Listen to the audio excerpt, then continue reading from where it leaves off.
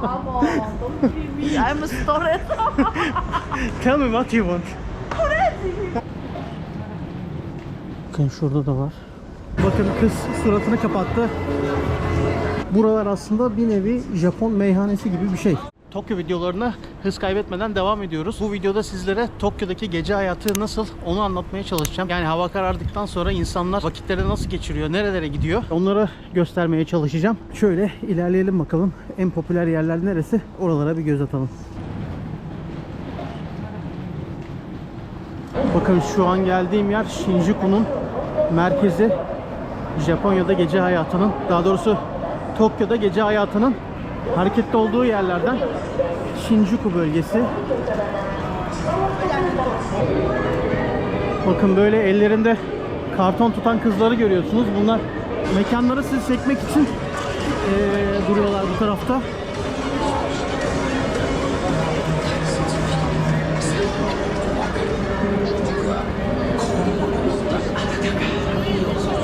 Yine sağdan soldan böyle bir anda Tayland'daki gibi karşınıza çıkıp masaj isteyip istemediğinizi soran tipler de var.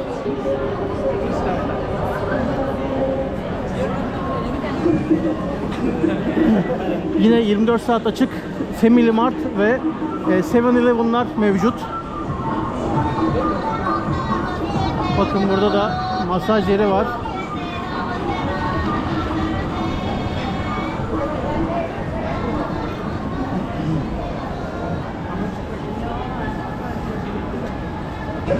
Yani yeme içme mekanları çok fazla. O konuda bir sıkıntı yaşamazsanız, bu bulunduğum caddenin ismi Inaguchi gibi bir şeydi sanırım. Şurada yazıyor zaten. Şimdi diğer tarafa bir dönelim.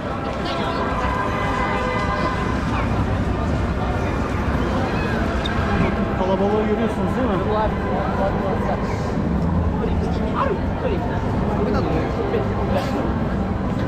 Bakın burası da popüler bir yer aslında. Don Quixote. Don Quixote yani. Burada da bir sürü hediyelik eşya alabileceğiniz yer var. Hemen yan tarafında bakın Godzilla gözüküyor orada. Üst tarafta, binanın üstünde. Yine burası da hareketli sokaklardan birisi. Ne varmış buralarda? Yine hediyelik eşya alabileceğiniz yerler, para bozdurma yerleri. Sol tarafta böyle dumpling satan yerler var.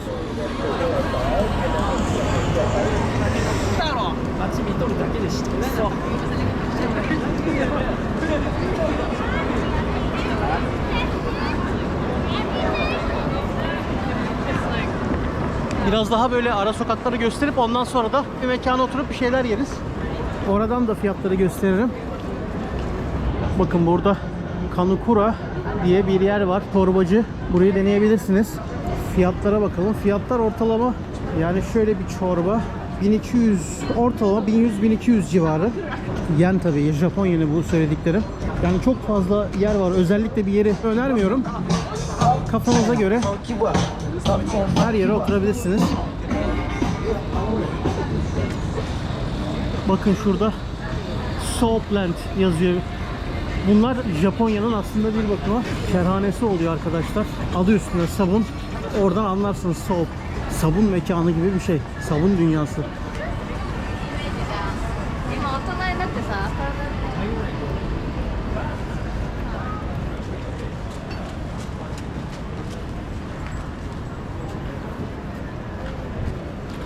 Bakın şöyle şirin bir mekan gördüm. Burada da yine ızgara satılabiliyor. Bakın ortaya şey koyuyorlar, ızgara koyuyorlar. Fiyatları anladığım kadarıyla Kore'deki gibi sınırsız.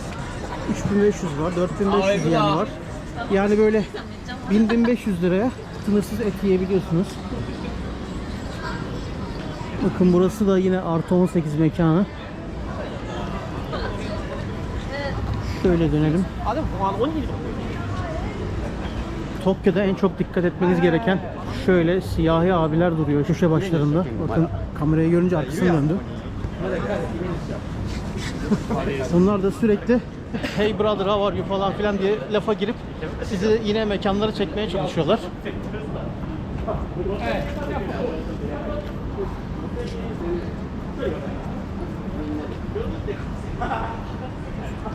Bakın buralarda yoğun.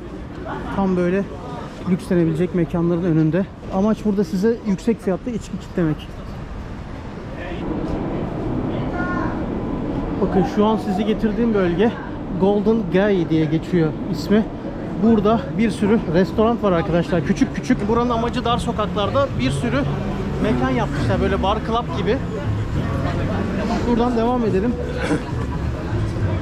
Aslında bu mekanlara izakaya diyorlar. Yani aslında izakaya kelimesi bizde böyle nasıl diyeyim yani Türkiye'de, Dubai'de veya Bali gibi popüler yerlerde daha böyle lüks restoranları ifade ederken Japonya'da aslında izakaya tam bir Japon kültürü. Şöyle yakından göstereyim, o şekilde anlatayım. Bakın böyle daracık sokaklarda yüzlerce restoran, bar vesaire var. Buralar aslında bir nevi Japon meyhanesi gibi bir şey. Yani Japonlar iş çıkışı burada birbirleriyle oturup muhabbet etmek veya içki içmek üzere buralarda toplanıyorlar. Yani bir bakıma İspanya'daki tapas kültürü gibi bir şey aslında. Ya da İngiltere'de işte pub kültürü var ya, o hesap. Bakın izakayalar bundan aslında bu şekilde. Bakın bazılarında giriş ücreti var. Bazıları özellikle yazıyor. Yabancılar için giriş ücreti yok diye. Şöyle şuradan giriyorsunuz mesela böyle yerler.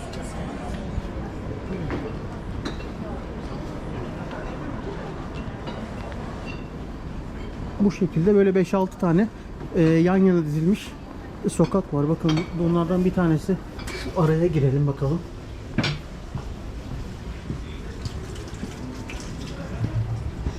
Yan tarafına geçiyorum yani bir yan sokağına. Bakın.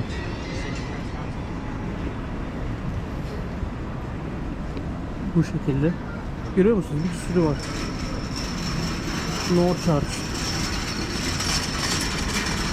Bakın şurada başka bir sokak. Buraya bir bakalım. Bira viski diyor. Burada mesela pizza varmış. Şöyle. Çok sıkışık küçücük yerler aslında. Bakın böyle yerler. Başka. Bakın burası yeni açılmış. Tam şöyle bir yer.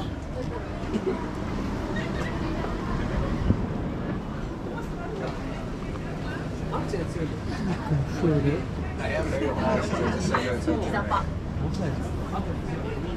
Bakın bir tane içki 800 yen. Burada da giriş ücreti yok. Yine şöyle bir yer var. Ağırlıklı içki içme yerleri aslında. Ufak tefek böyle yiyinti de varsa güzel oluyor tabi. Hemen bir yan sokağına geçelim. Bakın şöyle. İki katlı yerler genelde. Bakın şöyle. Kimisi örneğin böyle 1000 yen gibi giriş ücreti alıyor. Şöyle. Bunlarda vergi yokmuş, giriş ücreti yok. Bakın böyle 3-5 kişinin girebileceği yer.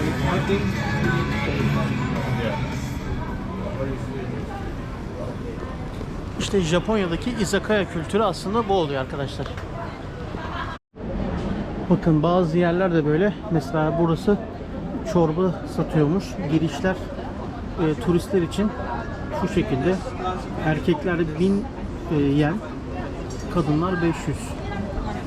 Şeyden sonra saat 9'dan sonra da ikisi de 1000 oluyor. Bu şekilde çorbanızı içebiliyorsunuz arkadaşlar. Şu an içerisi dolu, o yüzden giremiyorum. Aslında bir çorba içsem iyi olurdu. Bakın mesela burada ne diyor? Giriş ücreti 300 yenmiş. Golden Gate bölgesinde ki en ucuz giriş ücretine sahip varmış. Evet arkadaşlar, buradaki olay da bu şekilde. Böyle daracık yerlerde 3-5 kişinin girebileceği yerler. Böyle insanlar tanışıp sosyalleşiyor. Birer ikişer kadeh içkilerini içiyor. Ondan sonra da yollarına devam ediyor. Şöyle bir yere geldim. Burada Uzak Doğu'daki dumpling yani mantı gibi şeyler var. Onlardan söylüyorum. Bakın etli olanı var. Deniz ürünleri var. Domatesli, peynirli olan var. Kızarmış olanı var. Ben ete güvenemediğim için, daha doğrusu sordum ama tavuk ve domuz karışık dediler. O yüzden şundan 3 parça aldım. Seafood, deniz ürünleri. 2 tane bundan aldım. Domatesli peynirli. Bir tane de kızarmış olandan aldım. Yine deniz ürünleri. Bunun ismi Shumai diyorlarmış. Bakın mekan böyle bir yer. Benim çok hoşuma gitti.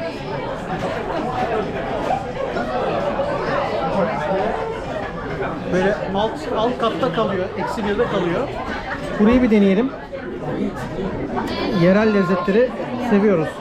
Benimkisi geldi. 3 tane deniz ürünleri olan, 2 tane de domatesli kaşarlı. Aslında bir tane daha söylemiştim ama onu unutmuş sanırım. Bu şekilde yiyelim bakalım.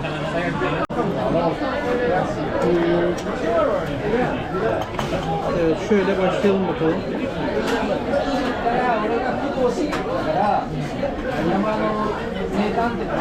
Oh, bayağı sıcak.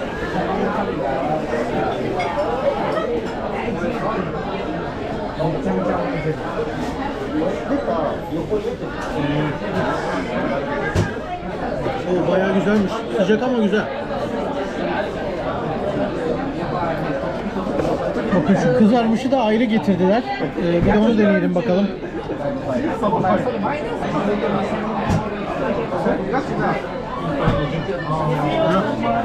Evet arkadaşlar, yediklerimi gördünüz. O 6 parça şey artı bir de içecek için toplamda 1340 yen ödedim. Yani yaklaşık böyle 370-380 lira gibi bir şey yapıyor aslında. Bilmiyorum yani, normal fiyatı uygun yani. Ben Japonya'yı daha pahalı bekliyordum ama fiyatlar bence şimdiye kadar çok normal. Şuradan bir girelim bakalım.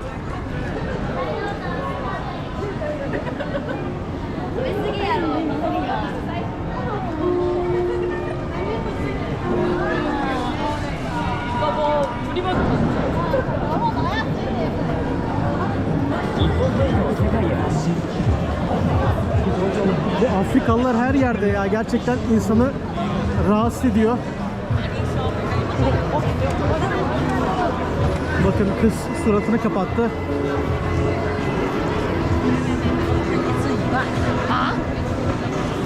Abi şunlara baksana ya, oyuncak gibi hepsi.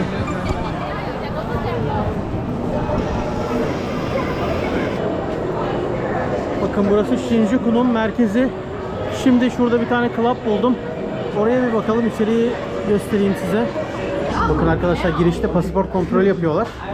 Bir de size şöyle kart veriyorlar. Karanlık olduğu için gösteremiyorum. Şurada ödeme yapıyorsunuz.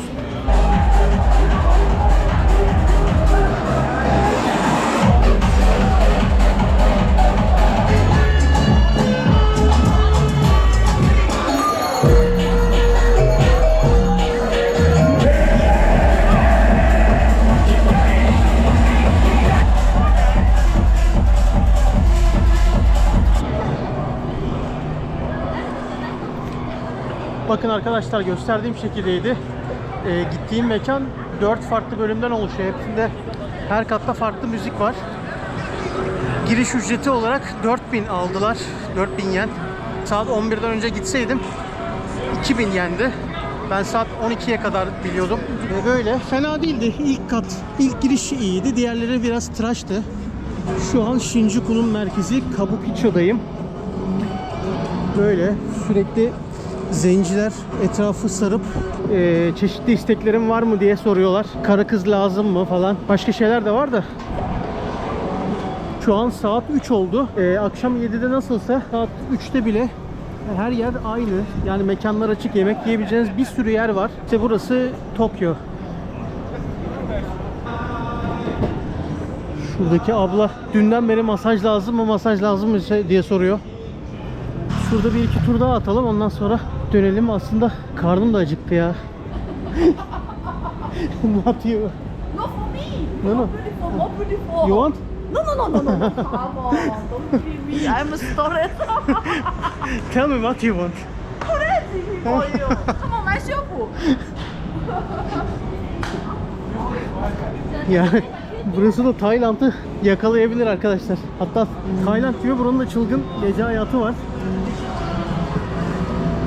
Buralar daha bir şey değil ya, böyle biraz daha yukarılara doğru Kubo Park diye bir yer var. Onun oralarda kenarlarda bir sürü çalışan kızlar var.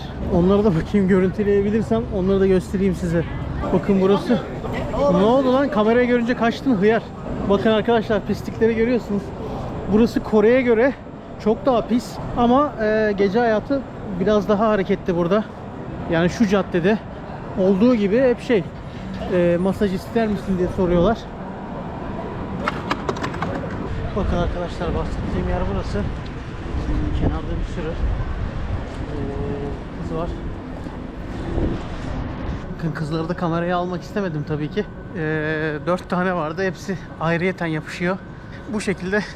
Daha fazla bilgi isterseniz yorum yazabilirsiniz ya da DM'den ulaşabilirsiniz bana. Bakın şurada da var. Şöyle ara sokaklarda arkadaşlar. Ya bir yandan da insan üzülüyor yani, hem soğukta para için kısacık etek giymişler, bir de soğuktan donuyorlar. Ona rağmen sabaha kadar buralarda ya.